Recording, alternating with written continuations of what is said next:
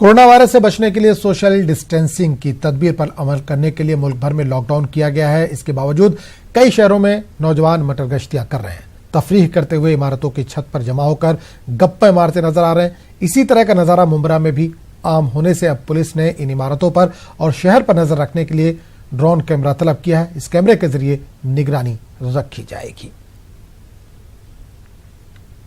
Mumbra police station के jurisdiction में जितने भी तंग बस्ती है, जहाँ पर आसानी से हमारी पुलिस गाड़ी जा नहीं सकती और जहाँ पर हमारे लोग पैदल जाते हैं, दूर से पुलिस को देखने के बाद बच्चे लोग या कुछ बेवजह बाहर बैठने वाले लोग पुलिस को देखकर भागते, पुलिस जाने के बाद फिर वापस लौट आते हैं।